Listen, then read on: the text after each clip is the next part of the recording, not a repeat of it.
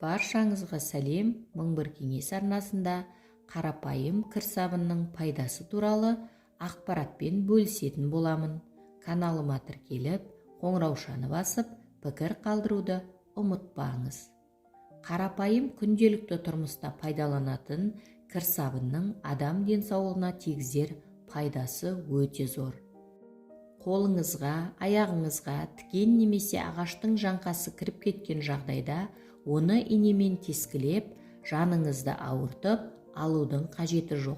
Осындайда кір сабынды жылы суға езіп, дәкеге қалыңдау етіп жағып, тікен кірген жерге таңып қойсаңыз, 1 сағаттың ішінде тікен өзінен өзі сыртқа шығады.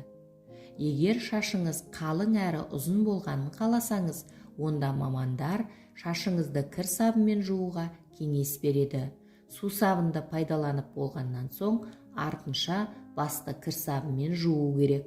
Содан соң суға 1-2 тамшы сірке суын қосып, шашты қайта жусаңыз, шаштың түбін қатайтуға көмектеседі. Оған қоса, таз ауруына шалдыққанда дәрігерлер тек кір сабынмен жуынуға кеңес береді. Бетті аптасына 2 рет кір сабынмен жуу керек. Ол беттің тері қабатына терең сіңіп, бетті майланудан сақтайды. Кір сабынмен жуынғаннан кейін артынан балаларға арналған крем жағуды ұмытпаңыз. Моншаға түсуді ұнататындарға бір кеңес: буға түсерде сыпырғыны кір сабын салынған суға батырып қолданса, теріңіз тазарып қана қоймай, денеңіз де сергіп қалады. Іріңдеген жараларға сықпа майын жаға бергеннен кір сабынның көмегін пайдаланған дұрыс.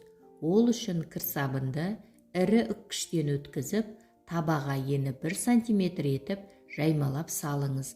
Үстінен сабынның көлемінен 2 есе асатындай етіп сүт құйып, әбден қою болғанша баяу отта 1,5 сағат бойы қайнатыңыз.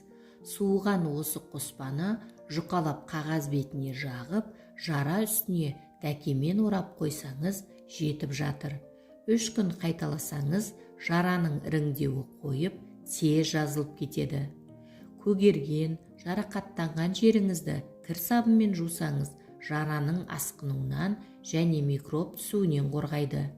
Жараның бетін күніне 2-3 рет жусаңыз жеткілікті. Күйіп қалған жараға, суға немесе отқа күйген кезде сабынды езіп жақсаңыз, ісікті қайтарып, ауырғанын басады. Ит тістеп алған жағдайда қан тоқтағаннан кейін жараға сабын ертіндісіне малынған дәкені басыңыз. Құлап қалған жағдайда дереу кір сабынды жақсаңыз, ол көгеруден сақтайды. Ер адамдар қырынғаннан кейін тері тітіркенсе, кір сабынмен сабындап қоюға болады. Көпіршік кебуін күтіп, кепкеннен кейін сумен шайыңыз. Дәрі-дәрмектен, улы заттардан абайсызда уланғанда немесе сәбилер металл заттарды жұтып қойғанда аздап сабын суын ішкізіп, ауруханаға жеткізуден бұрын шұғыл алдын алу шарасын жүргізуге болады. Оны қолдануда қатаң көңіл бөлетін тұстар: әсте көп мөлшерде ішкізіп жіберуге болмайды. Таза сабынды жұқа жапырақтап турап, қайнаған жылы суға ерітеді. Сосын ересек адамға 500 мг, ал балаларға 200 мг ішкізсеңіз, улы зат құсықпен бірге түседі және металл заттардың асқазанды зақымдауынан сақтана тұруға болады. Сондай-ақ сулы беторамалды кір сабынға үйкеп, ащы иісін 5-10 минуттан күніне 3 рет иіскеп тұрған адам тұмауынан айығады. Депиляция жасаған соң қымбат крем немесе гель алғанша кір сабынмен жуып тастасаңыз, тері қышып, зақымданбайды. Мамандар кір сабынмен гигиеналық заттарға дезинфекция жасауға кеңес береді. Тарақ, тіс пастасы сынды заттарыңызды кір сабынмен көпіртіп, таңға дейін қойып қойыңыз. Таңертең жуып тастаңыз. Мұндай тазалық жұмысын 3 айда 1 рет жасап тұрған жөн. Шашты да айына 1 рет кір сабынмен жуып тұрыңыз. Соңынан лимон немесе сірке суы қосылған қоспамен жуыңыз. сонда шашыңыз қайратты әрі қайызғақсыз болады, түсуін де тоқтатады. Грибок ауруына да қарсы кір сабынды пайдалануға болады. Жараның орнын кір сабынмен жуып, кепкен соң йод жағып қойыңыз. 3 апта бойы таңертең, кешке кір сабынмен жуыңыз.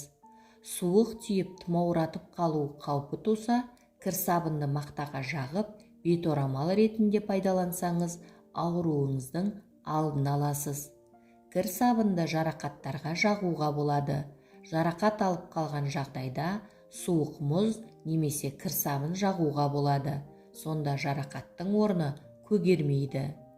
Бүгінгі пайдалы ақпаратым кәдеңізге жарасын.